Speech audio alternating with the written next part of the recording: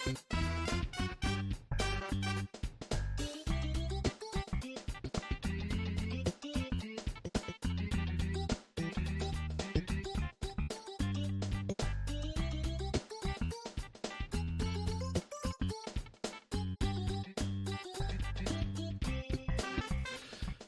and welcome to episode 9 of the Parent Playing Video Games podcast. On this podcast, we like to go through several different things, such as the gameplay, the music, time commitment, our kiddable ranking of sorts, and then we like to conclude and sort of, give it a bit of a ranking. And on this episode, we're going to be talking about a good one. It's Super Mario 64. This was released way back. I love saying way back. September of 1996.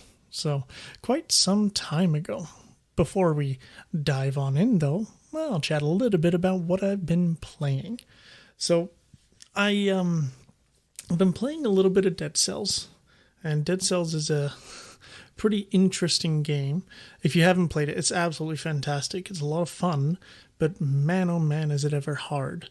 So I play it, and I'll be honest, it frustrates me at times. And it's funny because my wife is just like, whenever you play that game, you're never having fun. I'm like, I'm having fun. It's just it comes out as a little bit of anger sometimes. And then there are times where I'm legitimately not having fun anymore. So I'm just like, you know what? You're right. I'm going to stop playing. It makes no sense to keep playing. So I've been playing a lot of that and playing a little bit of Diablo 3. As I had said previously, I'd gotten through the main campaign, so to speak, and been playing a little bit of Adventure Mode, trying to figure out which character I want to play. And I kind of settled on the Demon Hunter. So playing through that, and again, just playing a little bit here or there sort of thing. And the reason, the reason that I haven't really dived into anything big is because I have also been playing Final Fantasy 16. So that came out just last Thursday, I think it was. And so I didn't want to dive into anything super big because I knew that I was going to want to really dive into that. And oh man, that game is awesome. It is a lot of fun. Great story. The combat, I was actually a little concerned about it. The demo helped a lot, but I thought I was going to have a really hard time with the combat. Turns out I actually am having a lot of fun with it. I'm learning some combos. I'm not really looking anything up in this at all. I did look one thing up, and I can't remember exactly what it was. Oh no, I think I just saw a video of here's 7 tips. So yeah, watch that. But other than that, I've been kind of really just absorbing it on my own sort of thing. So yeah, and outside of playing things, I decided to watch a couple Terminator movies on the weekend. Watch Terminator 2 and then Terminator 3, and then I'm on my, I think, second or third session of watching Terminator Salvation. Going through the series, so to speak. Those are great movies, a lot of fun, classics. Obviously 1 and 2 are the best ones. The rest are still good. I still enjoy them. So yeah, that's what I've been working on, playing and watching and whatnot over the last little bit here. All right, now that we've got that hubbub out of the way, let's move on to the main event, our Super Mario 64 run around, go through, review, whatever you want to call it. So as I had mentioned, it was released back in 96. And so it was released with the N64 as well as launch title. And I don't remember if we got the N64 right when it came out, but it was pretty early. We definitely had it when we still lived in Trinidad, which was in 96. And I remember being one of my first friends of my little group to actually beat Mario 64. And I was very proud of that moment, to be honest with you. I'll, tip my hat and boast a little bit. But yeah, I was pretty proud of that. I didn't necessarily I don't think I rubbed it in anyone's faces. But I was pretty happy about it. Funny enough, though, even though I beat it back in 96, I actually didn't get 120 stars in this, and we'll go on to what the stars are and what 120 means a little bit later on. I didn't get the max amount, completing the game 100%, probably up until about 4 or 5 years ago. And so Kaylee, my wife, we actually played it in this little office with the N64. Or, you know what? No, so hold on. We may have actually... When did we do it? I feel like we did it then, and then actually recently with a 3D All-Stars release, we may have gone through it again. Either way, I didn't get the 120 stars up until somewhat recently. And that was cool because I had never actually looked up the ending of what it looks like. As you know, I mean, the game is 25-something years old. So the end of the game, when you get 120 stars, a couple things happen. You get 99 lives, which I've never really understood, but I guess, hey, there you go. But if you restart the game, like save and reload, you come back with the 3 or 5 lives. So it's kind of pointless. It's more of a, hey, you did it kind of thing. And then the second thing you get to do is you'll actually be able to get on top of the castle and see Yoshi. And it's the only time you see him in this game. He doesn't actually appear anywhere else. He's not rideable. He's not a playable character in any way. You just get to see Yoshi on top of that.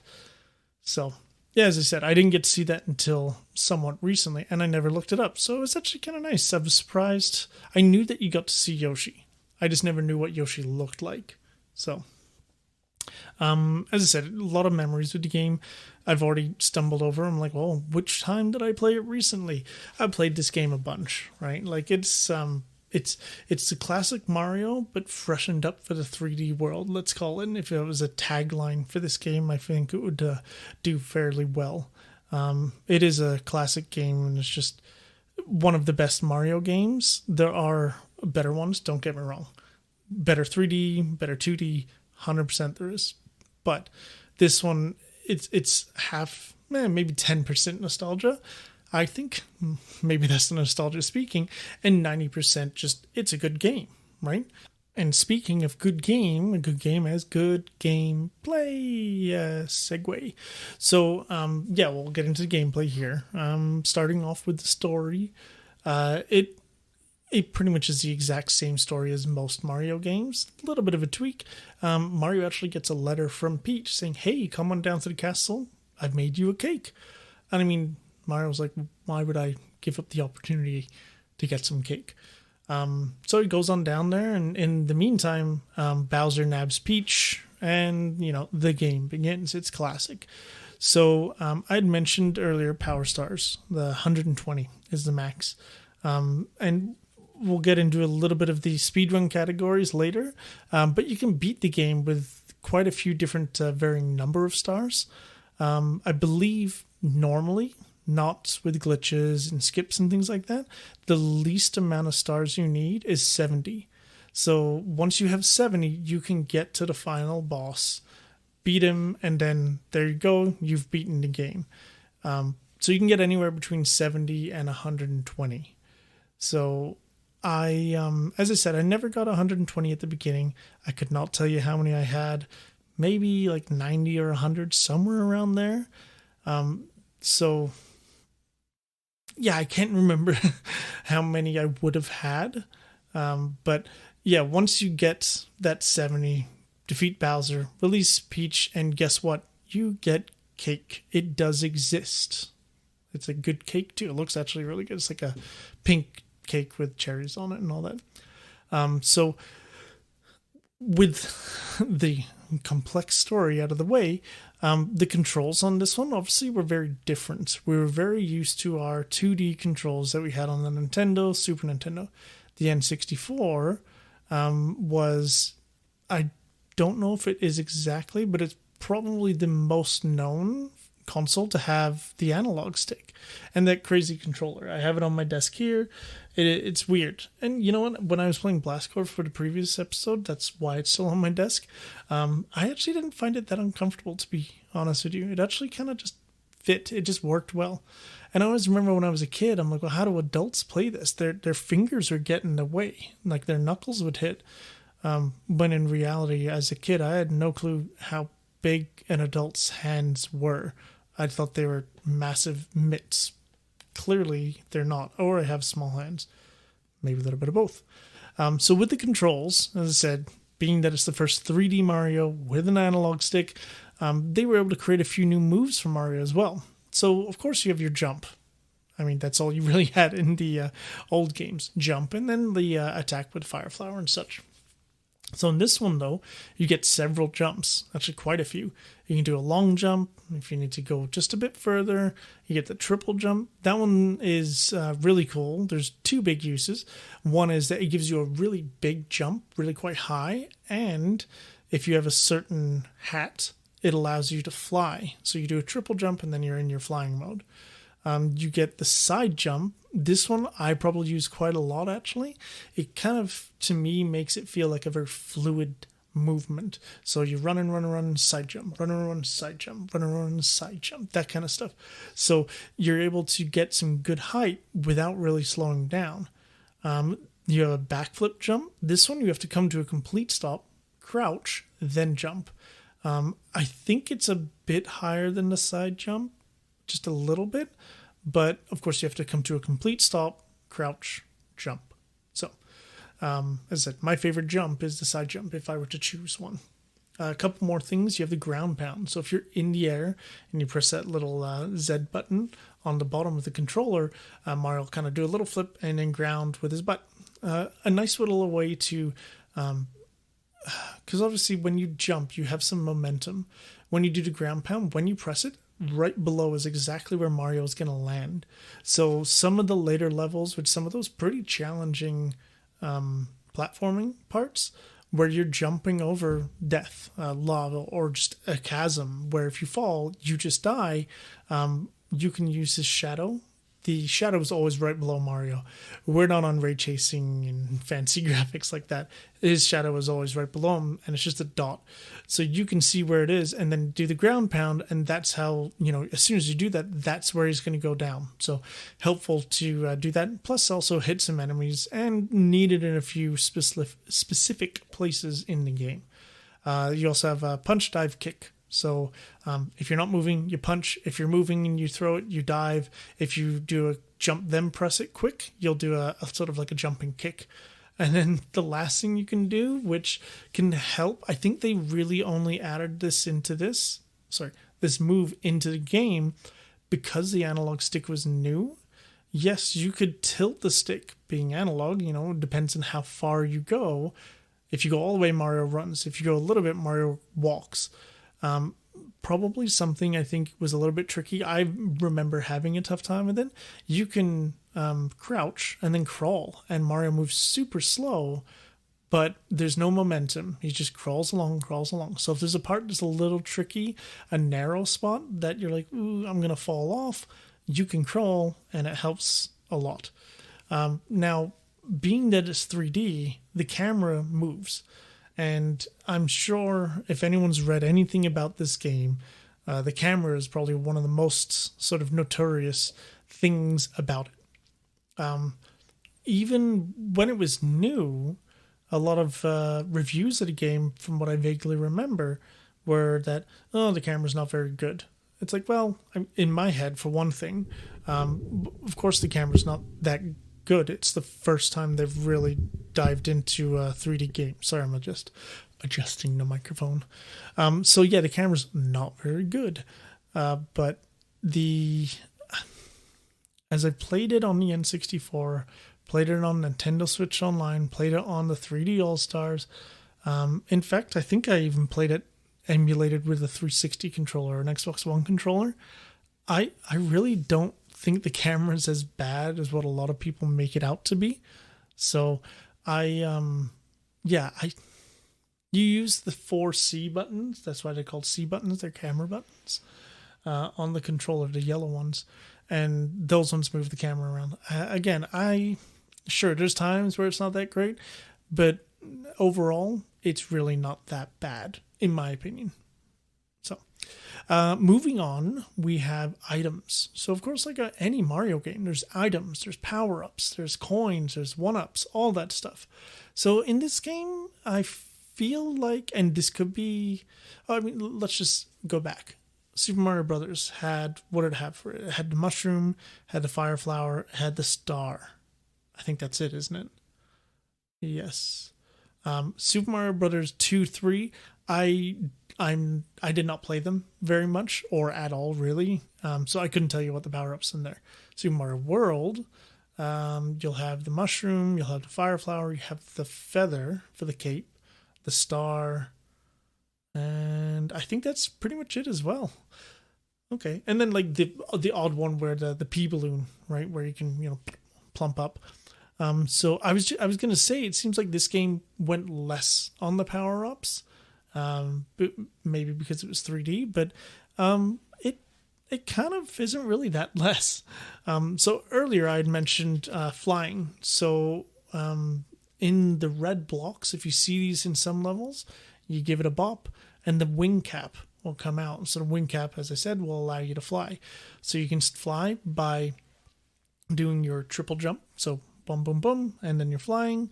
You can also fly if you shoot yourself out of a cannon. So that one, again, you're not going to be able to fly in every single level. It's just because the cap isn't there. The level was never designed for Mario to be able to fly. So in reality, yeah, you're not going to fly in every level. But the ones that you do, you can hop in a cannon, you can fly around. The flying is something to get used to. Let's put it that way.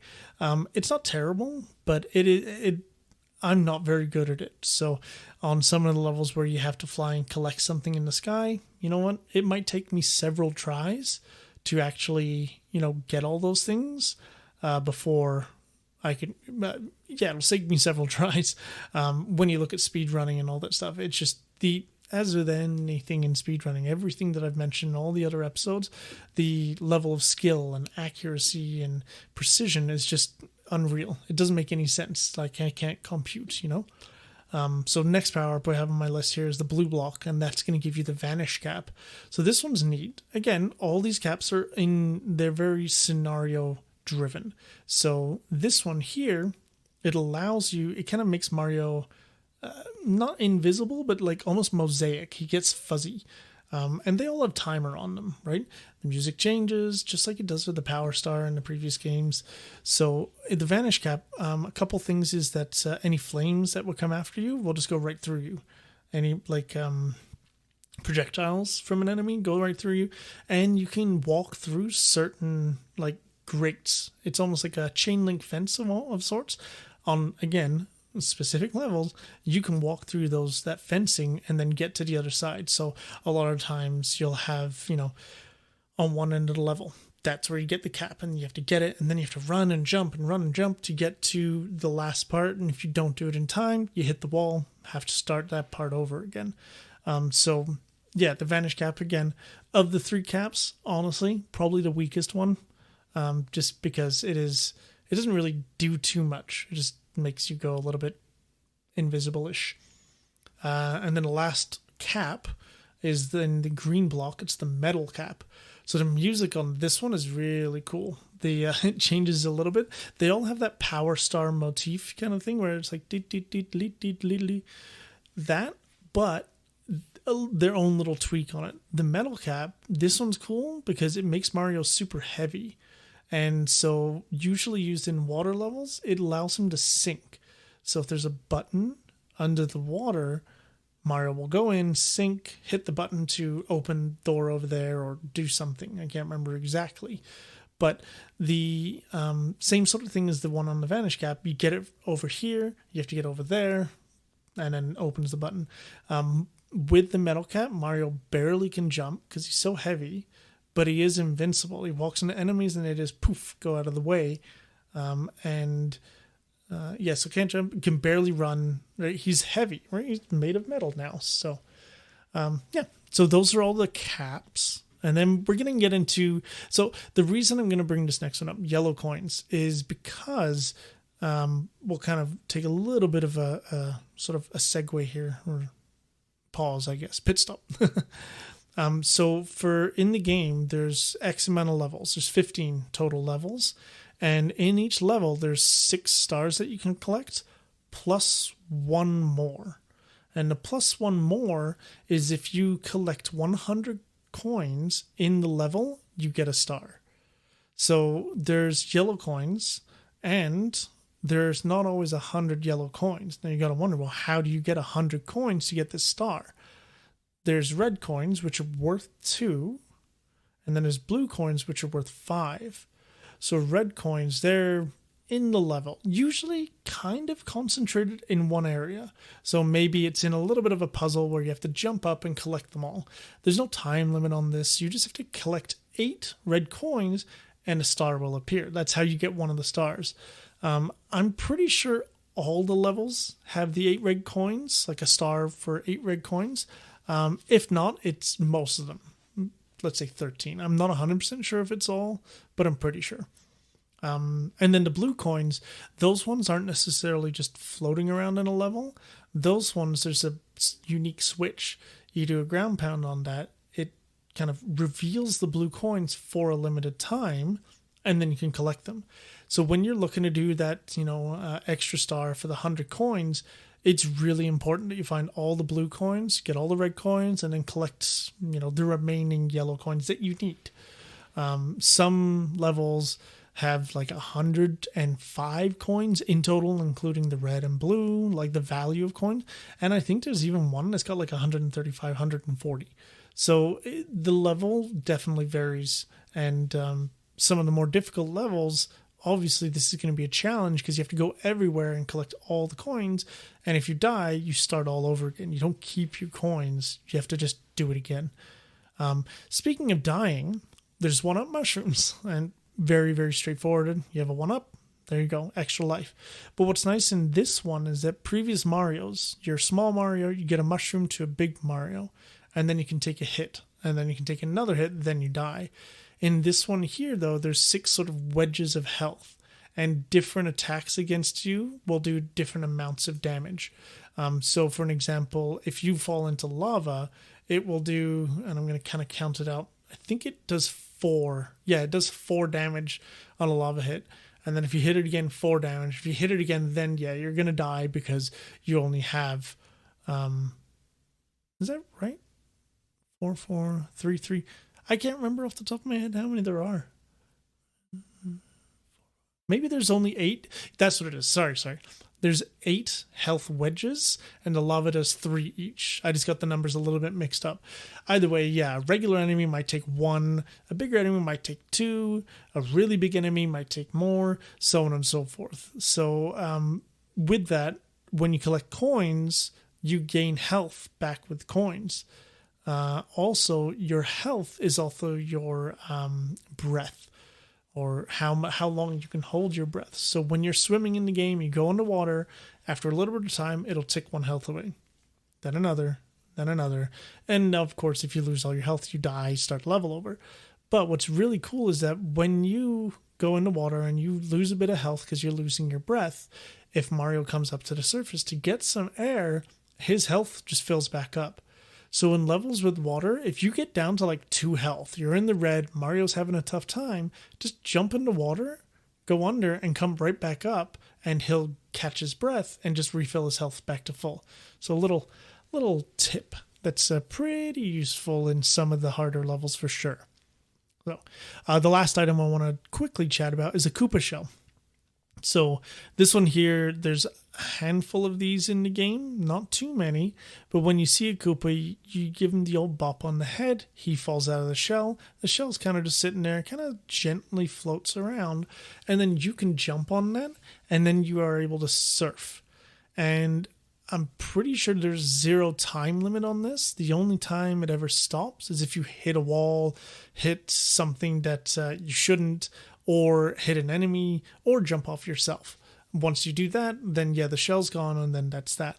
This one is, even in the first level, it's in there, but the best one, there's a lava level that you go, it's before you go into Volcano, the main area, you can get one of these and you can actually surf on the lava. And it's actually how you get a lot of, all the coins that you need and some of the secrets. There's actually quite a lot of 1-up mushrooms in this level just floating around, but you'd never be able to really get to them without the shell. So really, really cool. That one's a lot of fun to play with. Can be challenging. You have to adjust the camera a little bit so it's always chasing you. So it's kind of like the old, a snowboarding game or a racing game, that third-person view. But yeah, a lot of fun. So yeah, that's the last item. One thing I'm sure you noticed, I didn't talk about the classic, mushroom to make Mario bigger. There isn't those in this game. It's super weird to think about.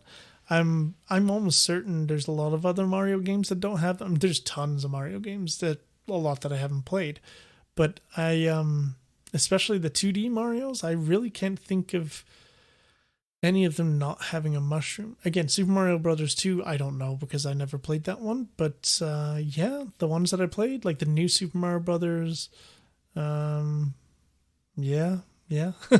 So it's kind of weird thinking back that there really isn't many, but obviously it worked, right? So, alrighty, so all the items done. I do want to chat a little bit about the levels. I'm not going to get a huge amount of detail into this because that's going to make this massively long.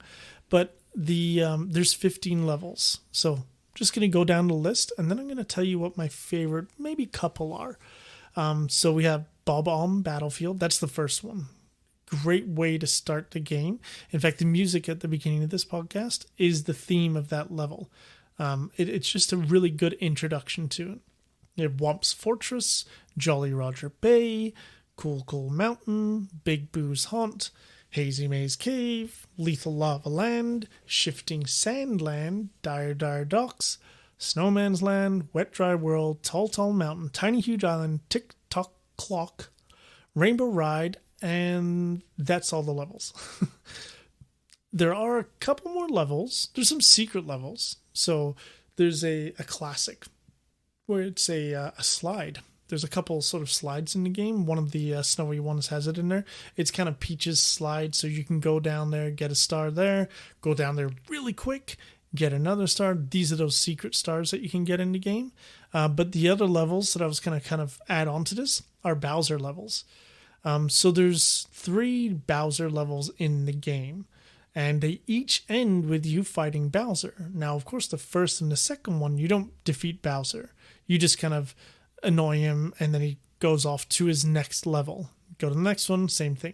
Go to the third one, get through the level, beat Bowser, and that's, of course, beating the game. Bowser is the end boss of this game. Those levels are really cool because they actually they're very linear, whereas all the other levels are fairly open, actually. They're very linear, so it kind of reminds me of the old 2D levels in the previous games. And I think they probably did that on purpose because they have little obstacles in there. They also have the red coins, so there's a star in each one of those as well. I don't think you can get 100 coins in those ones. But you get the 8 red coins, go through the levels. There's challenge to them for sure. So as I said, I want to mention some of my favorites. So I'm going to do it on the fly here. So Bob-omb Battlefield, probably one of my favorite ones because it's the first one. It kind of just sticks in you kind of thing where it's, again, seeing Mario in a level for the very first time in 3D was just a kind of a magical moment. So that's probably why that level is, one of my favorite ones. I do like Womp's Fortress as well because that one is a floating castle of sorts. So you have to climb all the way up it. It's really cool. Lethal Lava Land. I like the first half of this level. The second half is challenging. And you're actually inside a volcano. And so the ground below you, pretty much everything, if you fall off a platform, and there's small platforms in this level, you fall hard down into lava. Now, lava doesn't kill you like it does in old games. It just does a large amount of damage. So you can still survive a drop, but it's challenging for sure. I do like Wet Dry World. This one's cool, and I'll explain it now. So we'll go back just a little bit. To enter all these levels, they are big paintings in Peach's castle. So you can roam around the castle. You can't just go to Tick-Tock Clock, one of the final levels. You need to have a minimum amount of stars to get there. So you can't just go to the end of the game. So as you are playing and you're collecting stars, you unlock more levels. And as I said, there's 6 stars to collect in each level, plus the one for the coins. But what's really cool is that some levels change depending on which star you're going for. So Womp's Fortress is a great example. The first star, when you go into it, you say, hey, select first star, go in, you kind of climb up to the top of this. It's not really a castle at this point.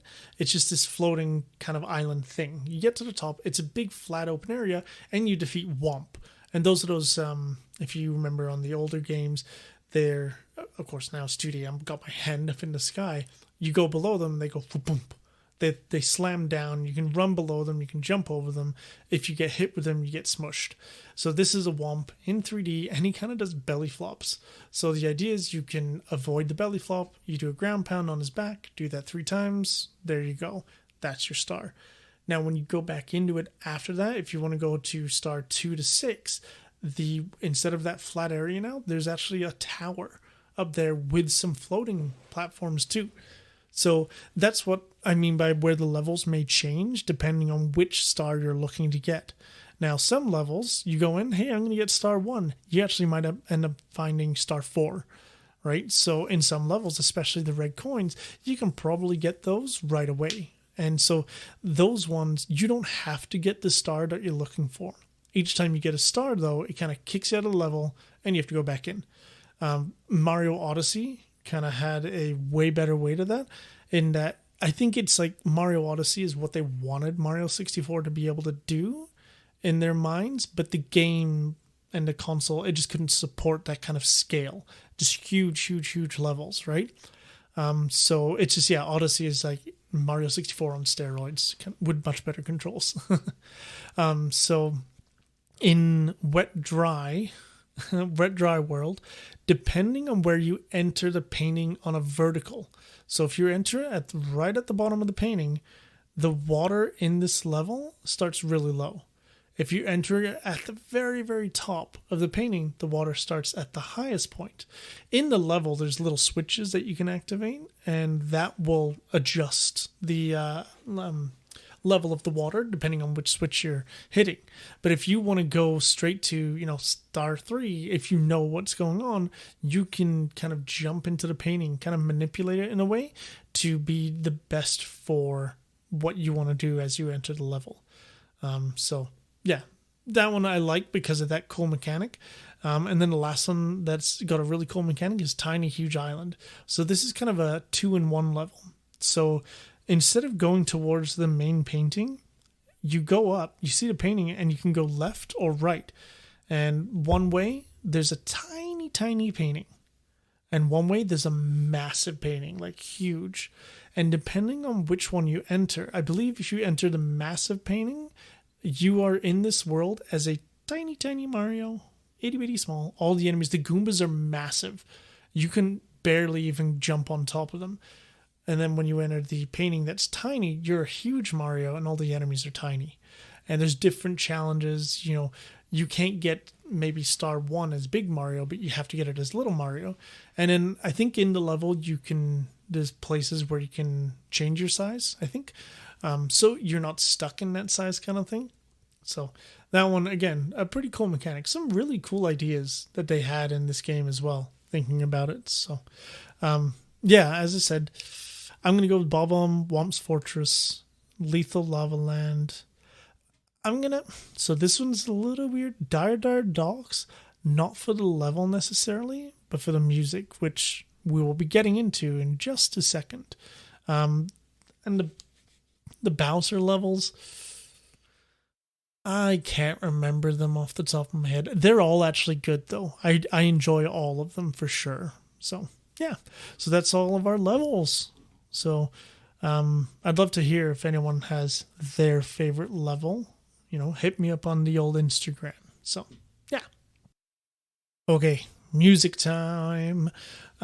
So the music in this game is composed by Koji Kondo, who has made a massive amount of Nintendo music. I actually think he's still active. I think he's still doing a lot of the music now, or he's kind of as a,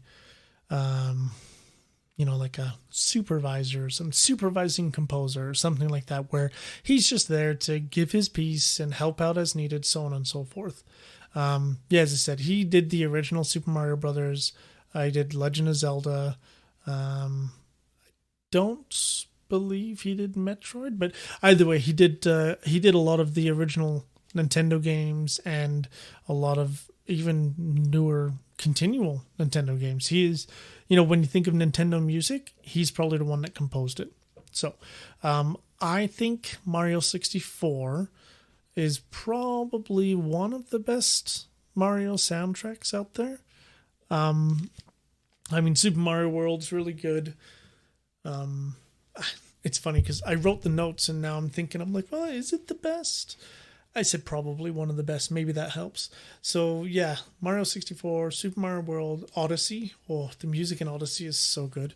Yeah, I'll say those three. I'm happy with those three as my answers to a question that no one asked. So with Mario 64 though, the music that I really enjoy, we'll get through them. The first one is the main theme. That one we heard at the beginning of the episode. You're listening to it now. As I had said earlier, it's the first level, so everyone's heard it. It's iconic. There's so much positive energy in the song, and it kind of sets the mood almost of how the game is going to be. It's a fun game. They just want you to have fun. So, great way to start the game. Next on my list here is Inside the Castle Walls. This one is actually cool because, as it said, when you're roaming around Peach's castle, you jump into the paintings. This is a song that's playing for a good chunk of the castle. Not all of it, but most of it. It's a minimal song. It's great for exploring. It's relaxing. It's simple. It's whimsical and it's just, I don't know, it's fun. It doesn't really get old, so you can run around and explore in the castle for a while without really getting sick of it. So yeah, Inside the Castle Walls is a nice one to have a relaxing one to it. And then another one that's relaxing is Dire Dire Docks.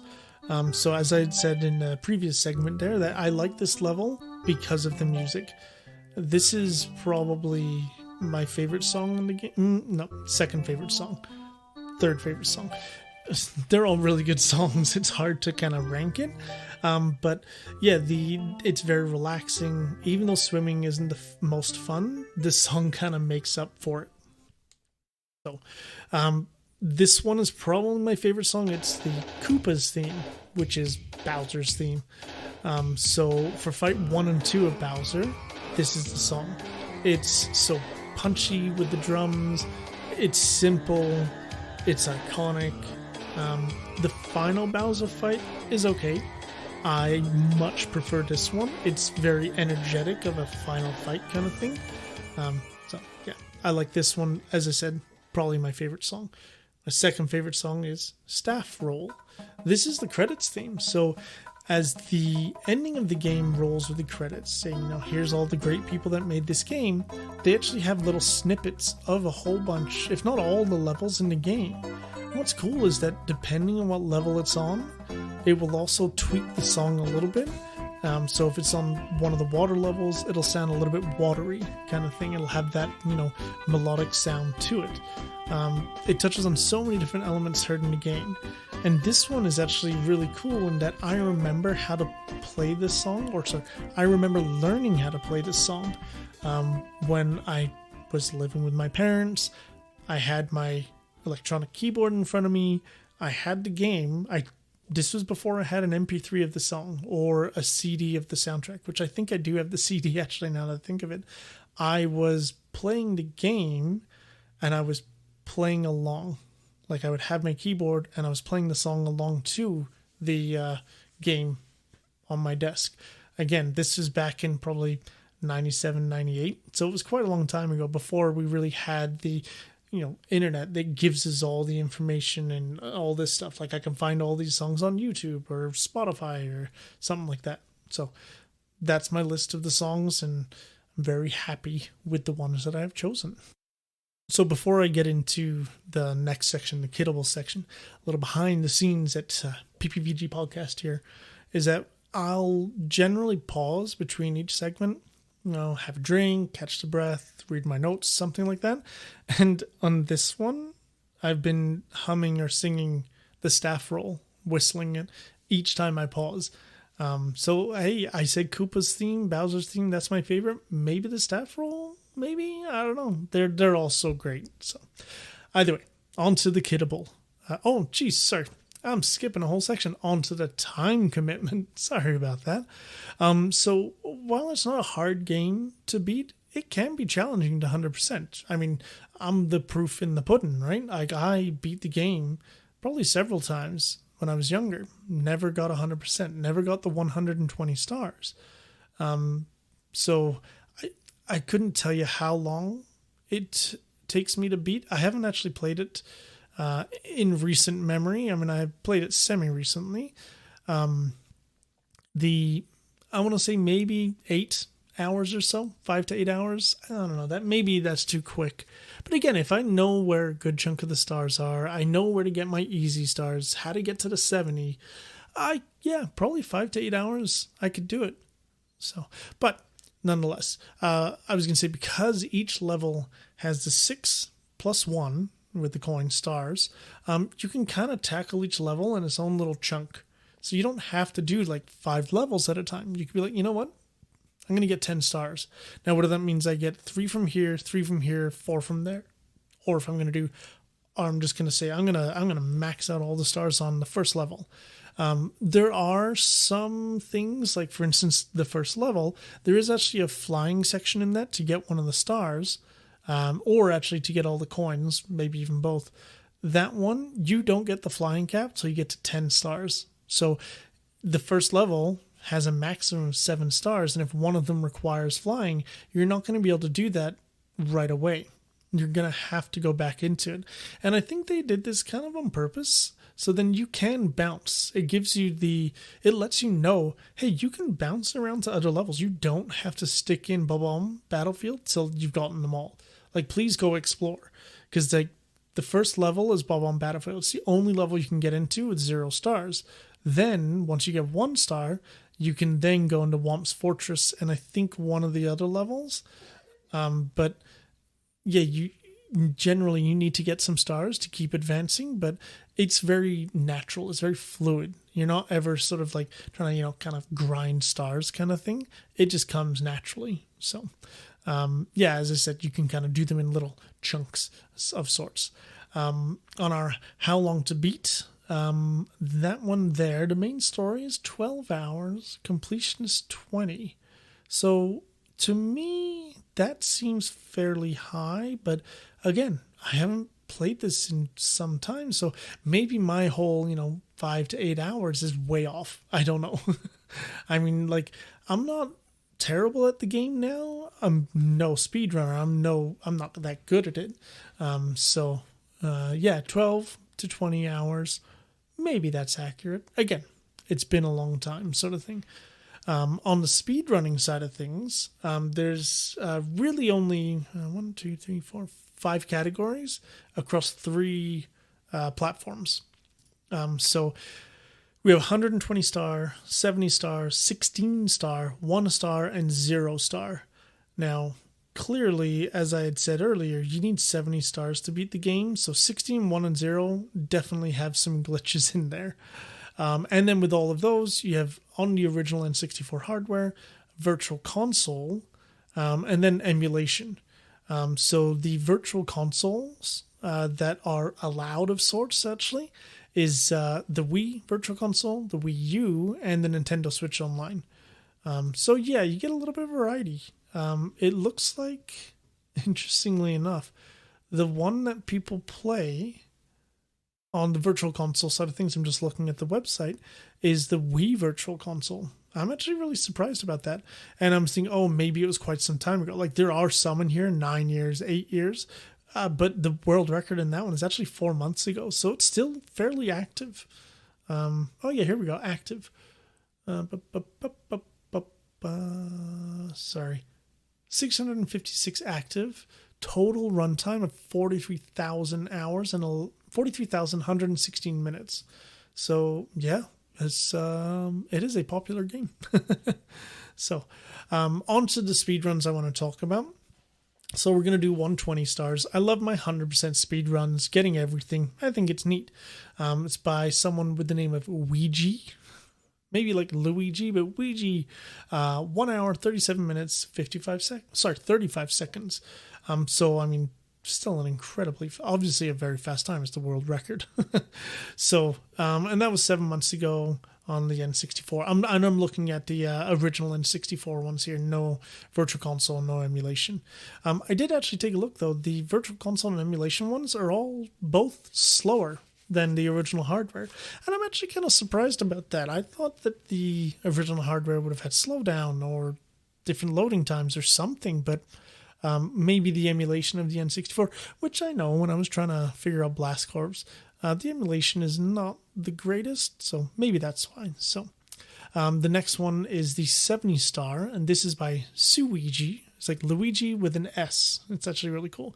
That's 46 minutes and 41 seconds. So to get 50 less stars takes 50 minutes less, actually. It's a minute a star. Also, Suigi is Canadian, according to the leaderboards. So, yay, go Canada. Woo, represent. And then, as I said, there's a 16, 1, and 0. Those ones, I've seen the... I'm just going to quickly go through it. 16 star is 14 minutes, 35 seconds. 1 star is 6 minutes, 57 seconds. 0 star is 6 minutes, 20 seconds. And Suigi actually has the world record for all of those ones, too. How'd they do on the 100%? I'm scrolling. Wow, I'm scrolling really far. I don't see them at all. They just might not run it, actually. So, that's actually quite interesting. So, either way, the 16, 1, and 0 star, of course, are all glitchy. Right? There's a lot of glitches involved. There's I'm trying to remember. There's a staircase in the game that's an infinite staircase unless you have a certain amount of stars. So it might be the 70, but if you, I think it is. So if you don't have that, though, the staircase just goes on forever. It just loops forever and ever and ever.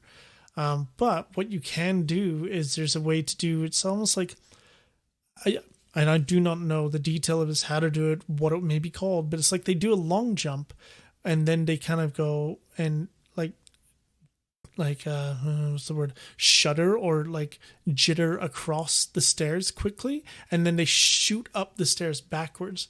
And I think what it does is it goes so fast that the game doesn't get a chance to do the loop. So it just forces you through the door kind of thing.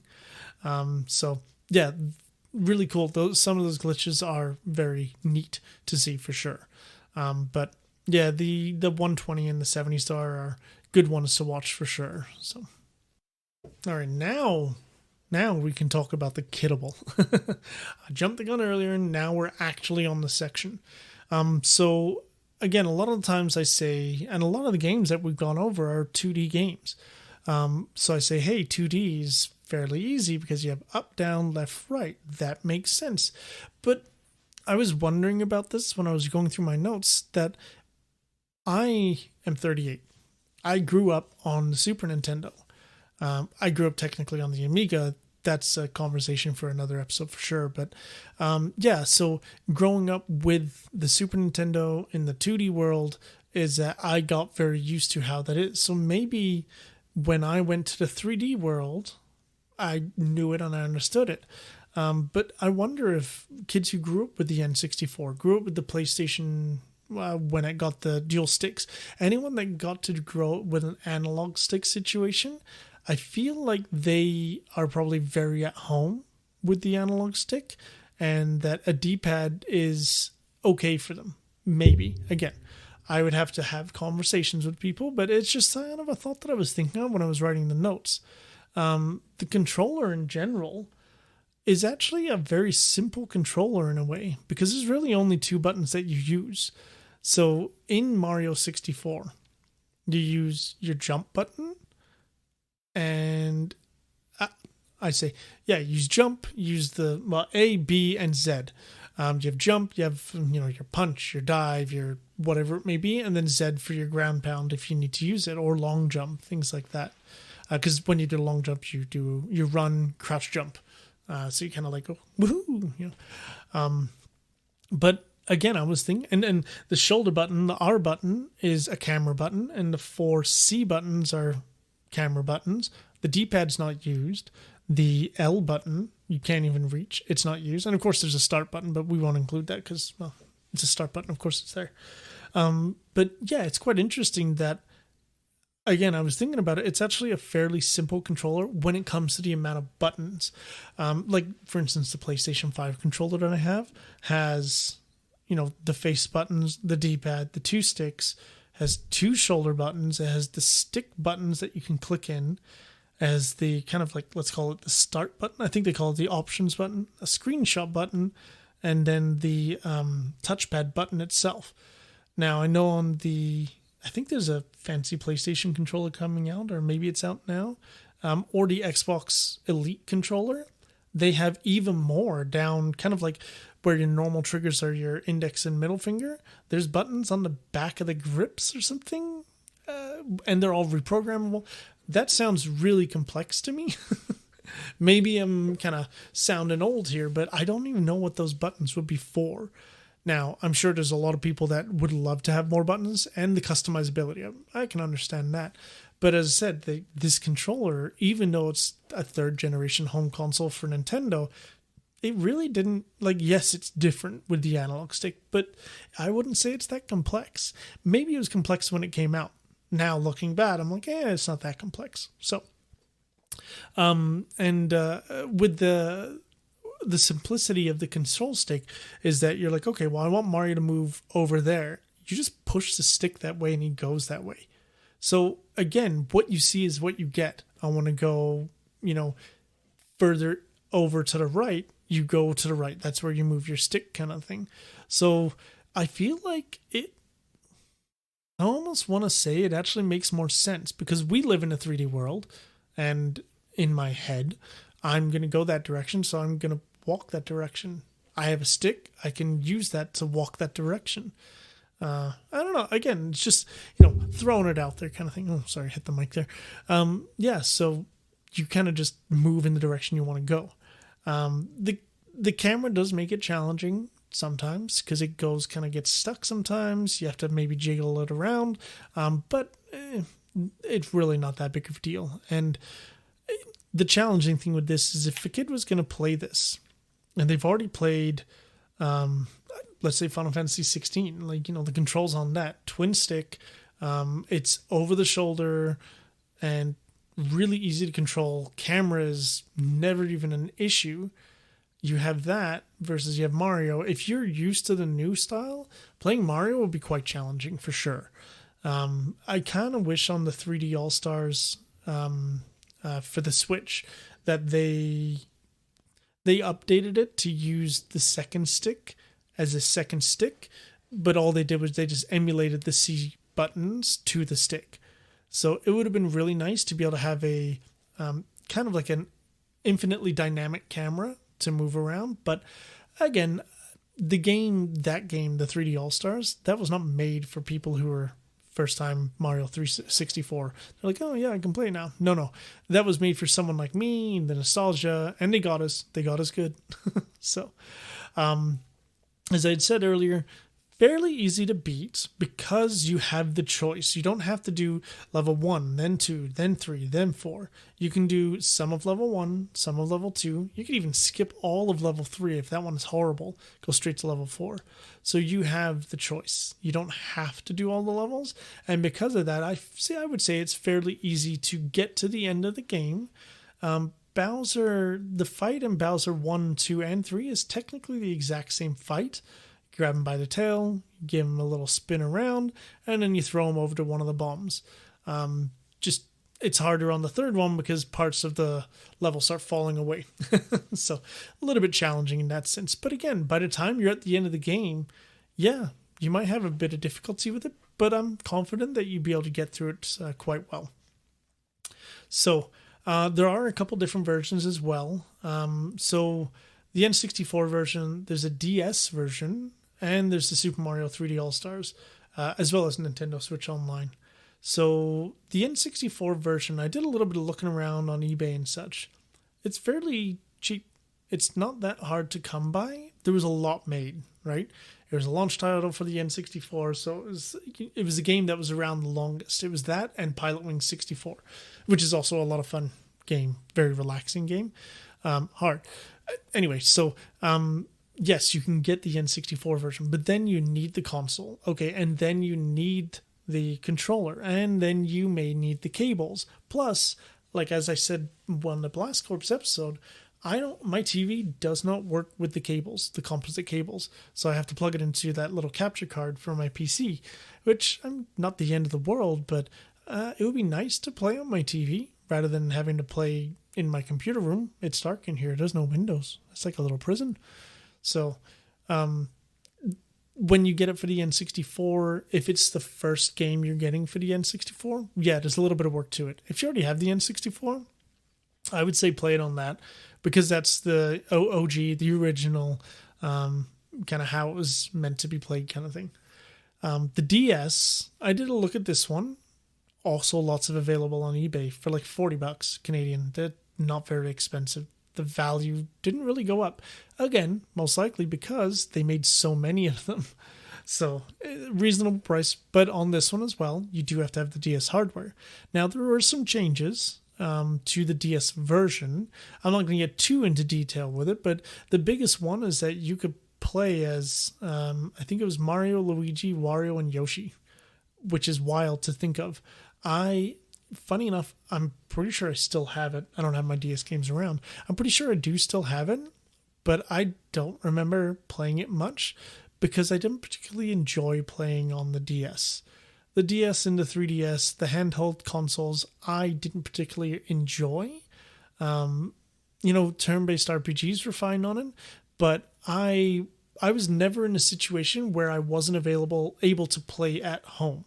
So, we were very lucky in the sense that we had a TV. Granted, it was like a 13-inch TV with only one speaker that was dedicated for us for playing our video games, our N64, PlayStation, Super Nintendo, all that. So, and eventually when my dad upgraded his TV upstairs, we got that TV. It was a good day. We went from 13-inch to, I think, like a 27-inch. These are CRT tube TVs, so big difference for sure. So again, I was able, I'm not going to deny I was very lucky in that sense that I was able to play home consoles. I didn't, have to be like, oh, well, you're the younger brother, so just shut up and play your Game Boy kind of thing, which I never actually had a Game Boy. I'm kind of bummed because they look really cool.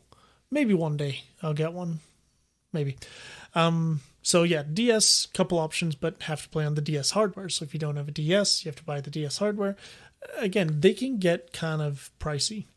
Super Mario 3D All-Stars, which is a Nintendo Switch game. This one is kind of the Super Mario All-Stars, but for 3D. So it's Mario 64, Mario Sunshine, and Mario Galaxy. Mario Sunshine sucks.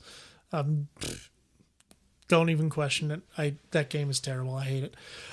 So yeah, you can do that. You get 3 games. That's a good idea, right? It was technically a limited run. They specifically only made it, I think it was from November to March. So they only made it for a handful of months, let's say 6 months. And I remember everyone was so confused. And a lot of people were like, nah, they're not going to stop. They're going to just keep it going. Nope. They killed it off in March, and it is not available digitally or physically from Nintendo anymore. That one, I was surprised. The prices vary, but you could get even a used one is actually reasonable, $60.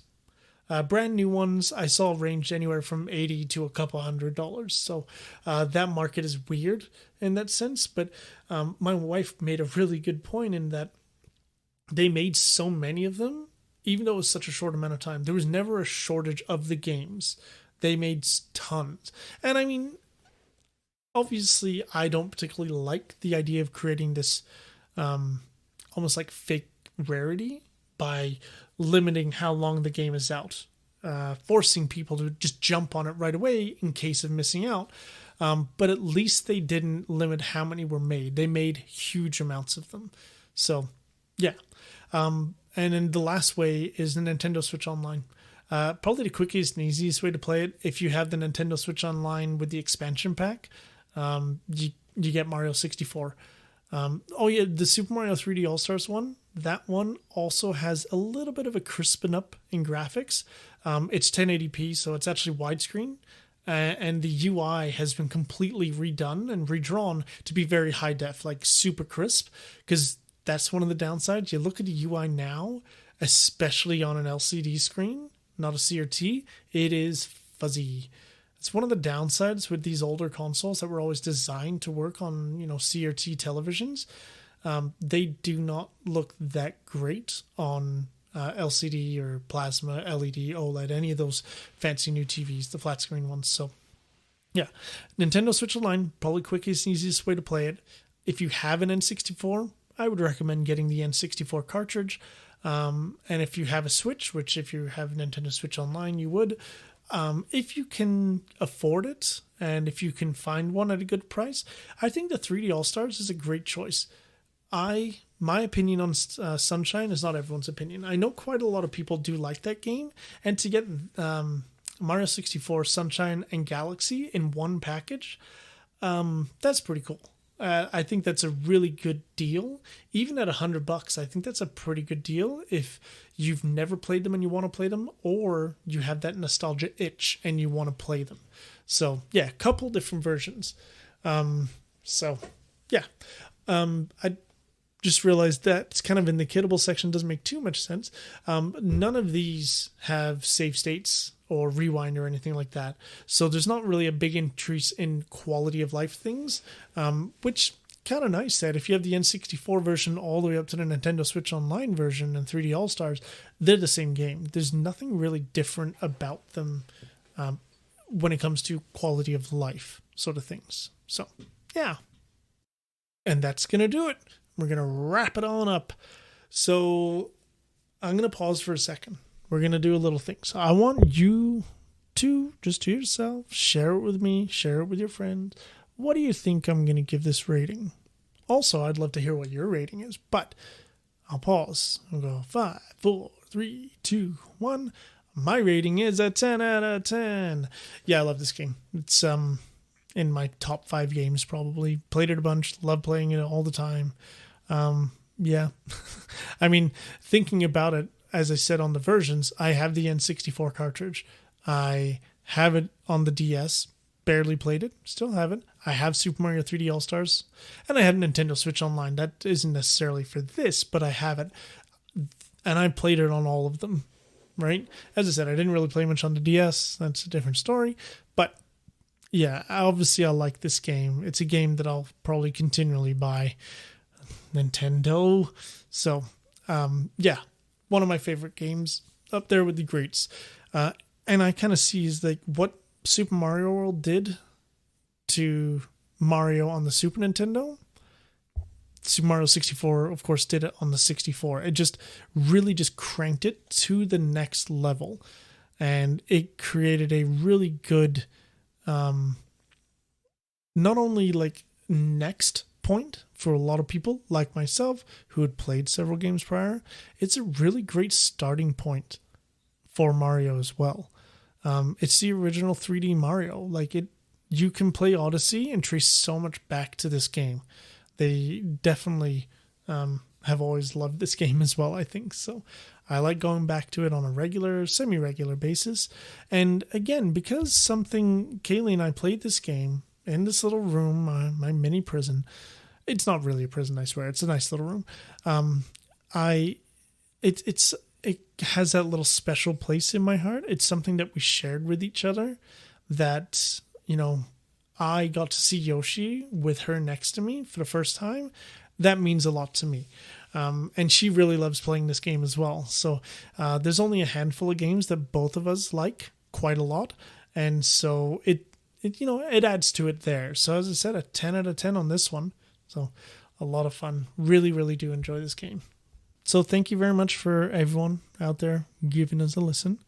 As I've mentioned, I do have a Instagram now, and I'm going to try and I got to figure out what to post on there. I'm not very used to social media. I'm 38, never really got into it, so figuring things out with that. But I am putting things on there, what game is going to be on the podcast next. And if you want to post on there or send me a message, I would love to hear anyone's feedback or thoughts.